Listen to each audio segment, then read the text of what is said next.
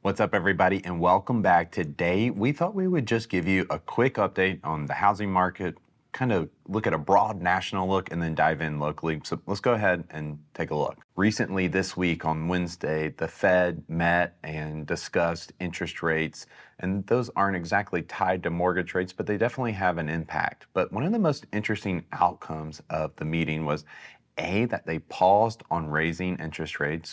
And then the second thing was Jay Powell, who's the chairman of the Fed, had a really interesting quote. He said that they see a bottom in housing and even housing coming back up again. And so that's what we're seeing here locally. That's not the case nationwide. There are certain markets who are not faring as well and who are having a tougher time. Cities like Seattle and San Francisco, Seattle's down over 12% year over year in prices, and San Francisco is down 11% year over year. And San Francisco is having a problem in the housing market, but also in the commercial real estate market as well, as you've likely seen in the news. Unsurprisingly, in the Case-Shiller Index, the Southeast is up 5.4% overall, while the West is down 6.2% overall.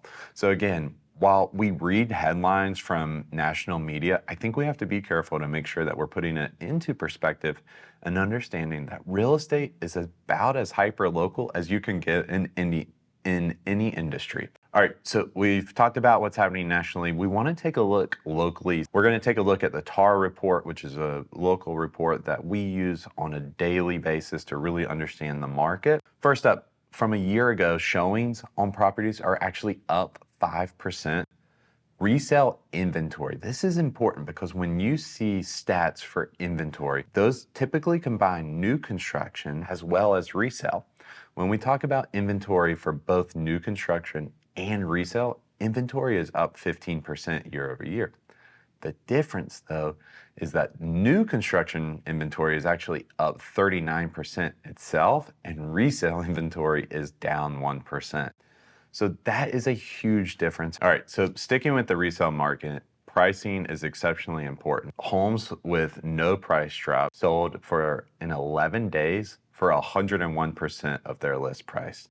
However, those who did have a price drop, at least one price drop, sold on average in 96 days at a asking price of 93% of their original. So what does this mean if you're a buyer in the market? Well, if you're looking for a deal, you might be able to find that in a home that's been sitting on the market. On average, those homes are getting 7% less than their list price. So there's much more room to negotiate a lower price or maybe some closing costs, etc., for a property that's been sitting on the market, call it for 60 to 90 or greater days. All right, so let's talk specific price ranges and get a really clear understanding of what's happening there. So in Wake County, for properties listed between less than 200,000, which year to date, there's only 202 of those. So those are very hard and very rare to find. And let's go all the way up to $500,000. We currently have 1 month of supply. Those homes are selling for 98% of their list price on average, which is likely skewed by some fixer-uppers that sold for less than. If it's in decent condition in that price range, your expectation should be that it's going to sell for over the list price. Let's move to $500,000 to $1 million. One important factor here that you should consider: in Wake County, the average price in May in our MLS was around $575,000. So 575 is really the average of Wake County. So we're talking about this average bracket right now. So $500,000 to $1 million, again, 1 month of supply. So we're still extremely low on supply in that market as well, with higher demand. And in that price bracket, this is the crazy part, the average sales price is 102%. So that means homes in that price range typically, on average, are selling for 2% more than their list price. This is an extremely competitive price point in Wake County. All right, so let's talk about 1.5 million and up. And this is where finally you might see some relief from ultra competitiveness, though you can disregard that if it's in a prime location.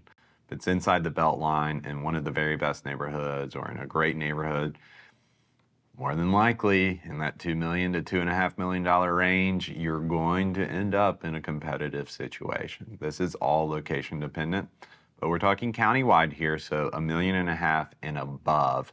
This is where you see relief. We're on an average of about 6 months of supply, which definitely moves the pendulum to a buyer's market. On average, homes are selling for about 98 to 99% of list price. So it's not like that's a huge saving. But if you really want to go find the supply and really find an opportunity to find a great deal, you got to go to 3 million and up. That's where we have a little over 12 months of supply in Wake County. And that is a great opportunity. We've had 10 sales so far of 3 million or more in Wake County this year. The bad news is that the average sales price in that 3 million and up range is 99%. Also, just to put this in perspective, while I said there was 12 months of supply, there's only 12 listings in the $3 million plus range that are currently on the market. So it's not like you have this wide variety to choose from. In the fall of 2022, we really didn't know where things were going to land this spring, but we really started to see a change in November and December, and that has definitely pulled forward through this spring. We have multiple offers back. We have high levels of competitiveness back, even with mortgage rates at 7% or greater. And so if you're thinking about, or you're just starting to get into the market, you need to make sure that you have someone on your side who really understands these dynamics and can make sure that they're putting you in the best position to do that. We hope you've enjoyed this video. Go ahead, like and subscribe, and we'll talk to you soon.